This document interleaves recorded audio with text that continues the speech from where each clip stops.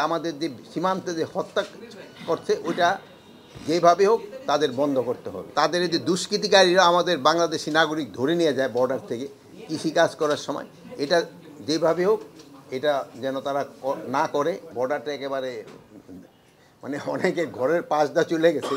এইসব ক্ষেত্রে কিছু করতে হলে কিন্তু একজন আরেকজনের অনুমতি নিতে হয়।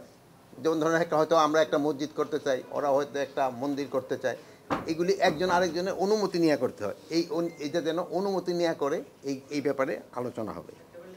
আর হলো আগরতলা দিয়ে জানে যে এই অনেক সময় খুব ওই যে ইন্ডাস্ট্রিয়াল বর্জ্যগুলি আছে বাংলাদেশে চলে আসে, বাংলাদেশের এই খালে এসে পানিগুলি একেবারে নষ্ট করে দেয়। ওখানে আমাদের সাথে একটা চুক্তি আছে, হলো ইটিপি আর একটা হলো এসটিপি। এখানে আমাদের একটু হয়তো আগে যারা চুক্তি করছে ওইটা ইটিপি অবলিগ এসটিপি দিয়ে দিছে। ওইটার মধ্যে হওয়া উচিত ছিল শুধু ইটিপি রাখা, অথবা দুটোই ইটিপি এসটিপি দুটোই থাকতে হবে। কিন্তু এই জিনিসগুলি হয় নাই, এটার জন্য হয়তো আমাদের একটা চেঞ্জ, তাদের সাথে হয়তো আমাদের আলোচনা হবে।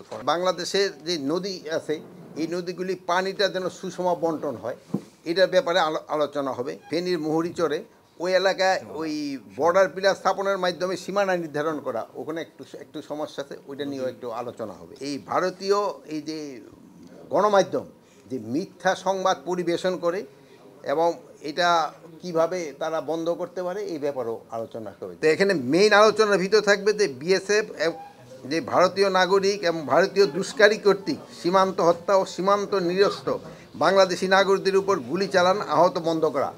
যে জানেন যে ভারতীয় নাগরিকরা বিএসএফ এবং এবং অন্যান্য যারা যে আমাদের যে সীমান্তে যে হত্যা করছে ওইটা যেভাবে হোক তাদের বন্ধ করতে হবে।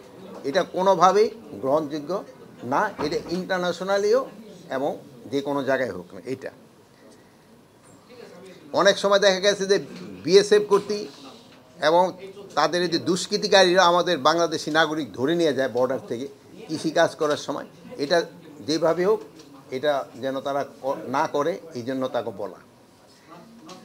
তারপর 3 নম্বর ছিল ভারতীয় নাগরিকদের সীমানা লঙ্ঘন করে। অনেক সময় তারা সীমানা লঙ্ঘন করে অবৈধভাবে পারাপারের চেষ্টা করে, এই জিনিসটাগুলি যেন না হয়, এই ব্যাপারে আলোচনা হবে।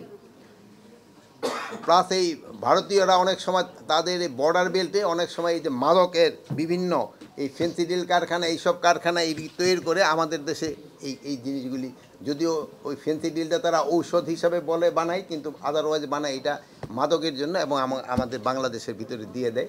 এইটার এই বিষয়গুলি নিয়ে আলোচনা হয়।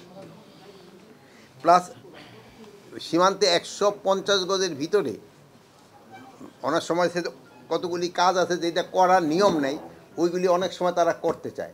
আর কিছু কাজ আছে যেটা করতে হলে দোনো দেশের পারমিশন লাগে। এই পর্যন্ত প্রায় তাদের সাথে 4টা চুক্তি হয়েছে। তো 2010 সালে যে একটা চুক্তি হয়েছে, ওই চুক্তিটার ভিতরেই একটুখানি বড় ধরনের একটু সমস্যা দেখা দিচ্ছে। ওই চুক্তিতে কিছুটা অসম চুক্তি আমরা সাইন করে ফেলছি। এখন ওই ক্ষেত্রে ওরা যেটা বলে যে তারা যে ইলিগাল কিছু বলে তা না, যেহেতু ওই চুক্তির ভিতরে আপনি এরকম একটা করছেন যে দহগ্রাম আঙ্গার পোতায় 0 লাইনের দিক দিয়ে আপনি করতে পারবেন, কি বলে ফেন্স করতে পারবেন, আপনি পারমিশন দিয়ে দিচ্ছেন, বাংলাদেশ গভর্নমেন্টই পারমিশন দিছে। ওই পরিবর্তে তারা বলছে যে 3 বিঘা করিডোরটা আমরা 24 ঘন্টা ইউজ করতে পারবো। কিন্তু এই 3 বিঘা করিডোরের জন্য কিন্তু আমরা বেরুবাড়ি বহু আগেই দিয়ে দিছি।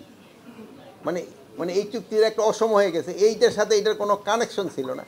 এই ধরেন এরকম 2-4টা অসম চুক্তি। এখানে হলো আস্থা বৃদ্ধি, খালি ওই সার দিয়ে কিন্তু আস্থা বৃদ্ধি হয় না। আলোচনার মাধ্যমে একজন আরেকজনের একটা কনফিডেন্স বিল্ড হয়, যে একজনের সাথে আলোচনা করেও কিন্তু আস্থা হয়। এই জন্য আপনি বলতে সার দিয়া বা এইটা নিয়ে হবে না, আস্থা এই যে যাওয়া আসা এবং এই সমস্যাগুলি যে আলোচনা হবে এবং কিছু সমস্যা একেবারে আমি গিয়ে বলি যে 100% সমস্যার সমাধান করে আসতে পারবো তা তো না। কিছু সমস্যার সমাধান হবে, কিছু আবার হয়তো নেক্সট মিটিংয়ে সমাধান হবে, এইভাবেই তো আস্থা বৃদ্ধি পাবে।